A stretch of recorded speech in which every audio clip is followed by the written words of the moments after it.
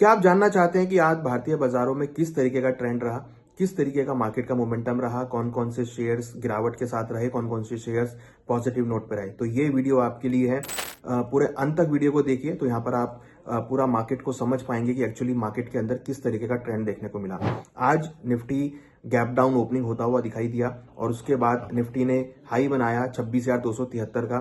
फिर उसके बाद मार्केट में गिरावट आई और करीबन 26,125 के आसपास के लो बनते हुए नजर आए। देन उसके बाद हमने देखा कि निफ्टी 26,173-74 के रेट पर क्लोज होती हुई नजर आई। वहीं अगर हम बात करें बैंक निफ्टी की, तो बैंक निफ्टी के अंदर भी हमने सेम ट्रेंड होता हुआ देखा। प्राइसेस जो है एक साइडवेज ट्रेंड में मूव करते हुए नजर आए। हालांकि यहाँ पर हमने एक पॉजिटिव क्लोजिंग होती हुई दिखाई दी। करीबन 74 पॉइंट की रिकवरी हमने बैंक निफ्टी में देखी। लोअर जो है करीबन 59,844 का लो बनाया, वहां से वापस रिकवर करके 60,118 के लेवल पे बैंक निफ्टी क्लोज होती हुई नजर आई। जहां निफ्टी में हमने नेगेटिव ट्रेंड देखा, वहीं हमने बैंक निफ्टी में फाइनली एक लोअर लेवल से रिकवरी आती हुई दिखाई दी और निफ्टी पॉजिटिव नोट पर क्लोज होती हुई नजर आई। तो हमने देखा कि ओवरऑल मार्केट के अंदर एक मिक्सर ट्रेंड देखने को मिला। यहां अगर हम बात करें तो जो मैक्सिमम जो यहाँ पर टॉप लूजर रहे, जिसमें L&T, Trent, Mahindra and Mahindra finance, Reliance, HDFC bank, Kotak bank और इन्फोसिस यहाँ पर एक नेगेटिव टोन में प्ले करते हुए नजर आए। वहीं अगर हम बात करें टॉप गेनर की, तो अगेन हमने यहाँ पर ऑटो सेक्टर को आते हुए देखा, जिसमें Maruti, Eicher motor, Apollo hospital, Bajaj auto, then उसके बाद अल्ट्राटेक सीमेंट, ये सब स्टॉक जो थे यहाँ पर एक पॉजिटिव नोट पर क्लोज होते हुए नजर आए। हालांकि कहीं ना कहीं जियो पॉलिटिकल कंसर्न्स की वजह से जो यूएस और वेनेजुएला में चल रहा है उसकी वजह से थोड़ा सा मार्केट में हिट आता हुआ दिखाई दिया।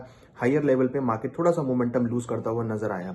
हालांकि यहाँ अगर हम बात करें रिलायंस की, तो रिलायंस में भी एक गिरावट देखने को मिली, क्योंकि जो एक ब्लूमबर्ग की रिपोर्ट थी कि भाई कुछ ऑयल वेसल्स जो है रशिया से जामनगर की तरफ आते हुए दिख रहे हैं, तो उसका उन्होंने खंडन किया कि ऐसा कुछ नहीं है, तो उसकी वजह से गिरावट आती हुई दिखाई दी। देन एचडीएफसी बैंक की अगर बात करें तो वहां पर जो एलडीआर रेशो है वो वहां पर ऑलमोस्ट 99% आ गई, जो कि मानक के अगर माना जाए तो वो सही नहीं है, वो करीबन 90% के आसपास होनी चाहिए।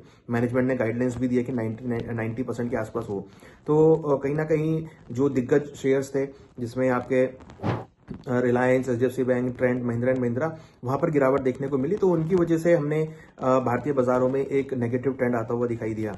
वहीं अगर हम बात करें तो ग्लोबल फ्रंट पे मार्केट के अंदर एक जियो पॉलिटिकल कंसर्न्स का फियर भी मार्केट में कहीं ना कहीं होता हुआ दिखाई दिया, जिसकी वजह से एक नेगेटिव सेंटीमेंट यहाँ पर देखने को मिले। हालांकि रुपी यहाँ पर फ्लैट नोट पे रहा, रुपी में कोई खास बदलाव देखने को नहीं मिला, मगर कहीं ना कहीं हायर लेवल पे हमने इक्विटी मार्केट में गिरावट देखी। तो कहीं ना कहीं हमने देखा कि इंटरनेशनल कारणों की वजह से या कुछ ऐसे कारण रहे जो इंटरनेशनल मार्केट की वजह से थे, तो उसकी वजह से सेलिंग प्रेशर आता हुआ दिखाई दिया। और दूसरी बड़ी बात, ट्रम्प साहब ने जो धमकी दी है कि भी अगर आप रशिया से क्रूड बंद नहीं करेंगे तो अगेन टैरिफ लगा देंगे, तो उसका भी फियर मार्केट में क्लियर देखने को मिला। तो हायर लेवल पे जो पिछले कुछ दिनों में हमने रैली बनती हुई देखी थी, उस रैली के बाद एक प्रॉफिट बुकिंग मार्केट में देखने को मिली, तो वो साफ यहाँ पे नजर आ रहा है कि जो मार्केट के अंदर गिरावट थी वो यहाँ पर आती हुई दिखाई दी है। तो अगर हम ओवरऑल बात करें तो कहीं ना कहीं एक इंटरनेशनल फियर की वजह से, ट्रम्प साहब ने जो धमकी दी है उसकी वजह से मार्केट के अंदर एक नेगेटिव ट्रेंड जो है यहाँ पर बनता हुआ दिखाई दिया। नेगेटिव बोले या यूं बोले कि हायर लेवल पे प्रॉफिट बुकिंग होती हुई दिखाई दी,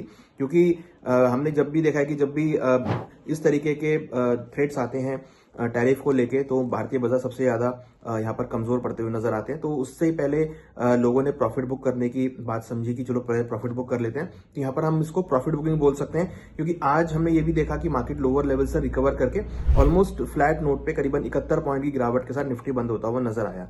तो फाइनली लग रहा है कि मार्केट बहुत रेंज में रहा और उतार चढ़ाव भरा मार्केट रहा। स्टॉक कुछ दिग्गज शेयर गिरे भी, कुछ दिग्गज शेयर उठे भी, तो अल्टीमेटली मार्केट के अंदर रेंज व मोमेंटम रहा। यहाँ अगर हम कल की लिए बात करें तो इंपॉर्टेंट सपोर्ट 26,100 रहेगा, देन 25,900 और 25,700 इंपॉर्टेंट सपोर्ट जोन है। हायर साइड में 26,300, 26,450 और 26,550 ये इंपॉर्टेंट रेजिस्टेंस लेवल हैं जो यहाँ पे निफ्टी के लिए हो सकते हैं। वहीं अगर हम बात करें बैंक निफ्टी के लिए, हालांकि बैंक निफ्टी 70 पॉइंट प्लस में बंद होता हुआ नजर आया, तो बैंक निफ्टी के लिए इंपॉर्टेंट सपोर्ट करीबन 59,500 और 58,800 ये दो इंपॉर्टेंट सपोर्ट जोन है। रेजिस्टेंस में 60,500 और 61,200 ये एक रेजिस्टेंस जोन रहेंगे। तो लगता है कि मार्केट इन सपोर्ट रेजिस्टेंस के बीच मूव कर सकता है और लग रहा है कि कहीं ना कहीं मार्केट में थोड़ा सा एक रेंज बाउंड मोमेंटम यहाँ पे देखा जा सकता है। हालांकि आगे बजट भी है, बजट के ऊपर भी काफी निगाहें रहेंगी, मगर जो जियोपॉलिटिकल कंसर्न्स हैं, जो थ्रेट का कंसर्न है, वो यहाँ पर मार्केट को अभी फिलहाल लीड करता हुआ नजर आ रहा है। तो जैसे जैसे थ्रेट का डर कम होगा, जियोपॉलिटिकल टेंशन कम होगी, तो मार्केट में आपको रिकवरी आती हुई दिखाई देगी। Thank you.